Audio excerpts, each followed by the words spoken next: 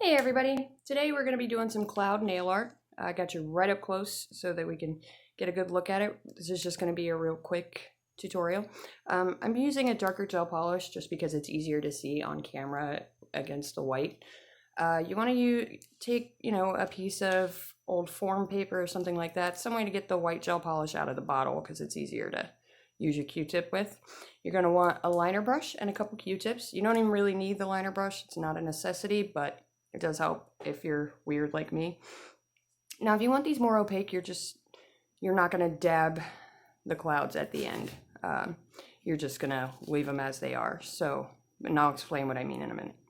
Now you're just going to take your Q-tip and we're just going to do like a line pattern across. And let me show you what I mean. Get you right up close here.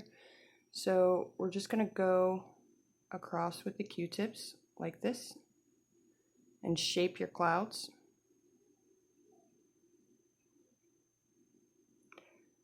Now, if you want them more opaque, you just add a little bit more polish. And I kind of like them thinner because they look, more like so they look a little more like real clouds. But you can just keep adding gel polish to get the opacity that you like.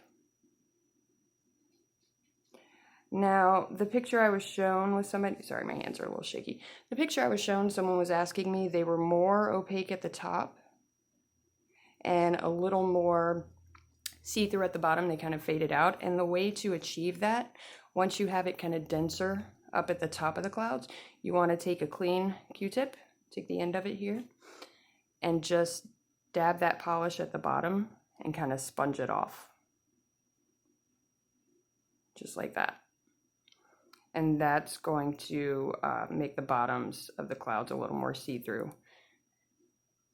And you just soak up that gel polish before you cure it, and that's going to give you more of that faded look at the bottom. Now that's one way.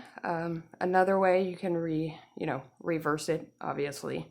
That's the way I tend to do it, but that's just me. I kind of like how this looks. Now, once you cure that and put your top coat over it, you're going to do one layer of top coat, buff it so there's not a lump, and then do another layer of top coat. But you guys already know that. So anyway, here is another way. I'm just going to do a little small one at the bottom.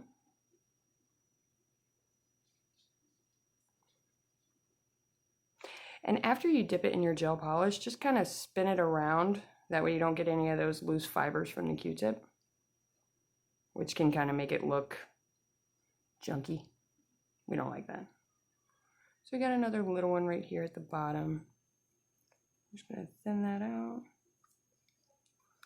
Now I'm going to take my liner brush and just connect it. And just give it like a flat line on the bottom. See what I mean about the liner brush really isn't necessary. That's just me. And if you want it a little thinner around the top, you do the same thing that you did on those top ones and just kind of blot at it with the Q-tip, and that'll thin out the gel polish and give it more of a translucent feel. See what I mean? There you go. I don't like that one. I don't like that bottom one, but you get the idea, right? Jeez, these Q-tips are fighting me today. I feel like this one isn't defined enough, so see what I mean about I'm nitpicky? This is why I keep that liner brush on hand. There we go. Now, if you have any questions, let me know. Now you just pop it in and cure it. If you guys have any questions, comment, message me, whatever you want to do. And as always, thanks for watching.